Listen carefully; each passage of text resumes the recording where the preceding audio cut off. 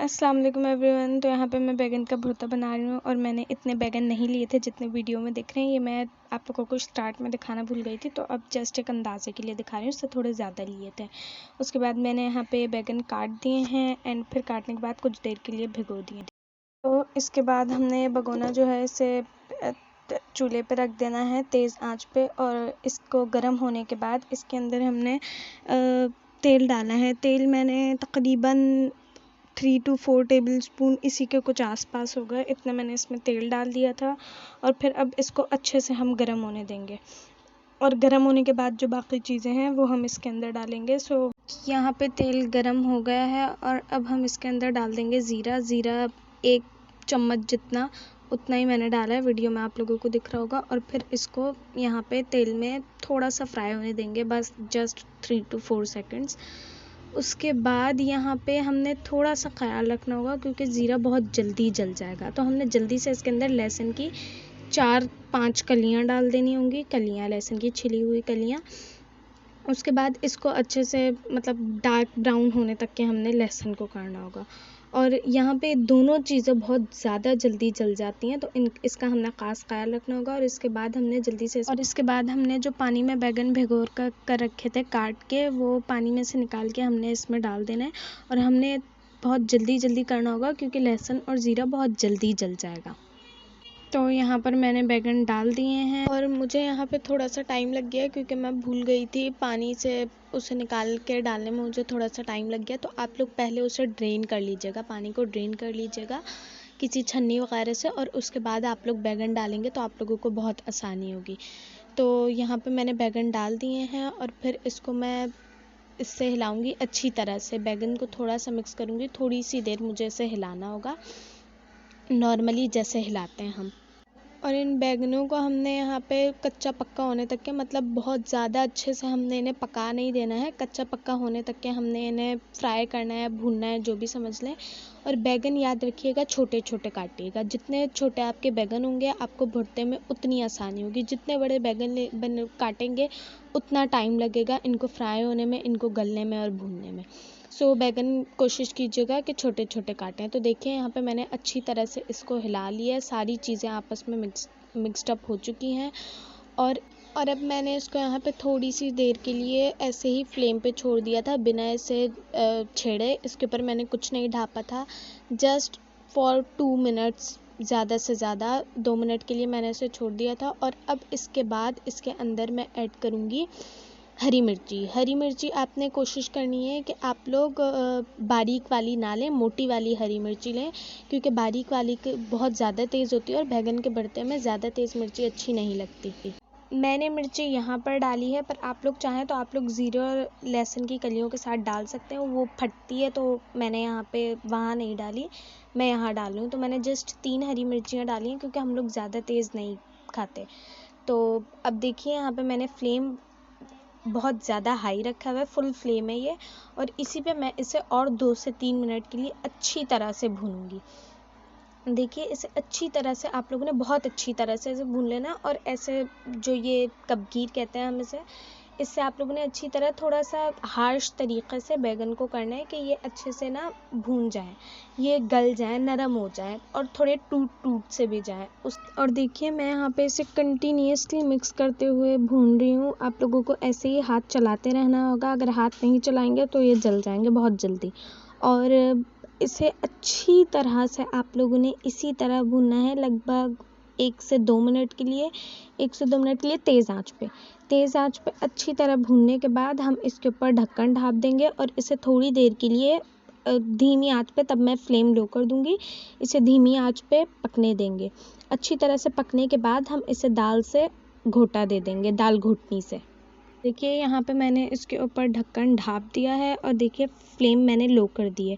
Flame आपने थोड़ी सी actually medium to low रखनी है, लेकिन वो धीमी ही कहलाएगी। इस तरह से आप लोग अंदाज़ा कर लीजिएगा और इसे 2 से 3 मिनट के लिए, क्योंकि अच्छे से हम इसे पहले भून चुके होंगे तो इसमें ज़्यादा मेहनत नहीं लगेगी। आप लोगों को बस 2 से 3 मिनट के लिए इसे धीमी आंच पर ढक्कन ढाप के पकने देना होगा। और बीच बीच में आप लोगों को इसको थोड़े थोड़े टाइम से ऐसे चला के देखना होगा। तो अब यहाँ पे मैंने 3 मिनट के बाद यहाँ ढक्कन हटाया है और देखिए ये अच्छे खासे गल चुके हैं, लेकिन मुझे अभी भी इनमें थोड़ा सा लग रहा था कि ये अभी नहीं हुए हैं। वैसे तो ये हो चुके हैं, लेकिन मुझे ज़्यादा मेहनत ना करनी पड़े, मुझे घोटना ना पड़े इसे ज़्यादा देर तक, इसलिए मैंने कोशिश की कि ये चूल्हे पर ही ज़्यादा अच्छे से गल जाएँ ताकि मुझे कम घोटा देना पड़े। इसलिए मैंने इसे और थोड़ी देर के लिए उसी तरह ढक्कन ढाँप के रख दूँगी। तो यहाँ पे मैंने इसको दम पे रख दिया है और अब हम इसे थोड़ी देर ऐसे ही छोड़ देंगे। तो जब तक ये दम पे हो रहा है तब तक के हम अपने बाकी के काम कर लेते हैं। और आप लोगों ने इसको बहुत धीमी आंच पे रखना है और ज़्यादा नहीं, बहुत से बहुत 2 से 3 मिनट, 2 से 3 मिनट से ज़्यादा रखेंगे तो ये जल जाएगा। तो बैगन मैंने दम पे रख दिए हैं और जब तक बैगन दम पे हैं तब तक क्या है, हम यहाँ पे रोटियाँ बना लेते हैं। तो ये मैंने आटा पहले से गूंद के रखा हुआ था और यहाँ मैं पेड़े बना रही हूँ। पेड़े नॉर्मल साइज़ के बना रही हूँ और इतनी देर में मैंने सिर्फ एक ही पेड़ा बनाया है। और बीच बीच में हमें बैगन चेक करते रहना होगा। तो यहाँ पे मैं बैगन चेक कर रही हूँ, बीच बीच में इसे हिलाते रहना होगा। और कबगीर की मदद से आप लोगों को कोशिश करनी होगी कि ये जो आप लोग थोड़ा हार्शली मारें, ताकि बैगन जो हैं जो थोड़े सख्त सख्त हों वो थोड़े से कट जाएं बीच में से और गल जाएं अच्छी तरह से। तो अब फिर से वापस आते हैं वहीं पर। यहाँ पे मैंने सारे पेड़े बना लिए हैं और यहाँ पे मैं पेड़ों में घी लगा के इन्हें फ़ोल्ड करी थी। तो हमारे फ़ोल्ड करने का तरीक़ा थोड़ा सा अलग होता है, हम कुछ इस तरह से फ़ोल्ड करते हैं। आई डोंट नो आप लोग किस तरह से फ़ोल्ड करते हैं, बट हम लोग इस तरह से करते हैं और इससे पराठे बहुत मज़े के बनते हैं। अंदर से नरम होते हैं और ऊपर से कड़क होते हैं। यहाँ पे मैं एक एक करके सारे पेड़े बना रही थी। अंदर घी लगा के बनाते हैं हम बेसिकली पेड़ों पे, और बीच में से कुछ इस तरह से काट के इन्हें फ़ोल्ड करते हैं। तो यहाँ पे बैगन हो चुके थे और अब मैं इसे दाल घोटने की मदद से घोट रही हूँ। तो मैंने आप लोगों से कहा था कि आप लोग जितना उस स्टेज पर टाइम देंगे उतना यहाँ पे आप लोगों की कम मेहनत लगेगी। अगर आप लोगों के पास टाइम नहीं है तो इट्स ऑन यू, आप लोग अपनी मर्ज़ी से वहाँ पे कम टाइम दे के यहाँ पे ज़्यादा मेहनत कर सकते हैं। लेकिन मुझे बिल्कुल मेहनत नहीं लगी, लिटरली मैंने इसे 2 मिनट भी नहीं घोटा होगा सही से और ये आसानी से हो गया था। तो देखिए मैं यहाँ पे घोट रही थी और फिर मैंने इसे ढाँप के रख दिया था 1 सेकंड के लिए। फिर मैं इसे ढक्कन हटा के चला रही थी और फिर ढक्कन ढाँप रही थी। मैं कुछ इस तरह से ही कर रही थी क्योंकि वो एक शक होता है ना दिमाग में, तो मैंने इसे चूल्हा बंद नहीं किया था। वैसे घोटने के बाद कर देना चाहिए। फिर मैंने लास्ट में यहाँ पे नमक डाला था। नमक मैंने कुछ डाला था हाफ़ टी स्पून जितना, और फिर इसे हिला के मैंने अभी फ्लेम ऑफ नहीं किया। फ्लेम को मैं इसे चला रही थी कंटिन्यूअसली। कुछ भी रह गया हो मुझसे, कोई भी गलती हो गई हो, मतलब दाल घोटनी से घोटने में तेज़ आंच पे मैं इसे पका रही थी। अगर कोई भी गलती हो, मतलब कुछ भी बैगन रह गए हो तो वो अभी हो जाए, इसलिए मैं इसे चमचे से इसलिए मार रही थी ताकि अगर कोई कुछ होता है ना, बड़े पीस रह जाते हैं तो वो कट के इसमें गल जाए। नहीं तो वो जो कच्चे कच्चे बड़े बड़े इससे पीस होते हैं ना, वो मुंह में आते हैं तो पूरा मुंह का टेस्ट ख़राब हो जाता है। इसलिए मैं इसे कर रही थी। बैगन के भुर्ते में मेरे साथ कुछ ऐसा होता है कि मैं इसे थोड़ा ज़्यादा ही पकाती हूँ। और फिर लास्ट शक्ल इसकी कुछ इस तरह की थी और लास्ट में मैंने फ्लेम को ऑफ़ करके इसे मैं निकाल के फ़ाइनल शक्ल दिखाती हूँ। तो ये लास्ट में कुछ ऐसा दिख रहा था। और अब वापस आते हैं पेड़ों की तरफ। तो यहाँ मैं रोटियाँ बेल रही थी। यहाँ पे मैं आप लोगों को एक ट्रिक बताना चाहूँगी कि अगर आप लोगों की रोटियां गोल नहीं बनती हैं, शेप ख़राब हो जाती है, तो आप लोग बेलन को ज़्यादा ज़ोर से रोटी के ऊपर ना फेरें।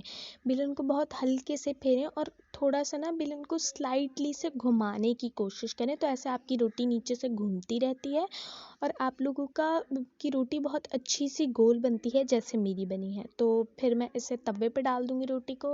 और देखिए एक साइड से हल्की सी ब्राउन हुई तो फिर मैंने इसे घी डाल के इसको पलटा दिया और नीचे की साइड पे घी लगा हुआ है और मैं इसे दस्तर से सेक रही हूँ। मैं इसे दस्तर से इसलिए सेकती हूँ क्योंकि इससे रोटी बहुत क्रिस्पी बनती है और माशाल्लाह से मेरी भी बहुत अच्छी बनी थी। अभी आप लोग देखिएगा जब मैं इसे पलटाऊँगी तो ये कितनी क्रिस्पी होगी माशाल्लाह से। तो यहाँ पे मैं इस रोटी को पलटा रही थी और ये देखिए पलटाने के बाद इसकी शक्ल कुछ इस तरह की थी। यही गोल्डन ब्राउन कलर हमें चाहिए होता है हर रोटी में। नीचे घी लग चुका था दूसरी वाली साइड पे जो तवे पे घी था, तो मैंने इस साइड पे थोड़ा कम ही घी लगाया और फिर मैंने इसे वापस से पलटा लिया ताकि पहली साइड की तरह दूसरी साइड भी गोल्डन ब्राउन हो चुकी है। देखिए आप लोग, रोटी माशाल्लाह से कितनी गोल्डन ब्राउन कलर आया है और कितनी क्रिस्पी थी ये खाने में मैं आप लोगों को नहीं बता सकती। हम लोग ज़्यादातर ऐसी ही रोटियां प्रेफर करते हैं और बैगन के भरते के साथ तो ये बहुत अच्छी लगती हैं। तो हम लोग खाते भी नॉर्मली भी ऐसे ही खाते हैं, तो हम लोग इसी तरह से बनाते हैं। तो ये देखिए लास्ट में मेरी रोटी हो चुकी थी, तो मैं इसे निकाल चुकी थी और बाकी रोटियां मैं पहले ही बना चुकी थी।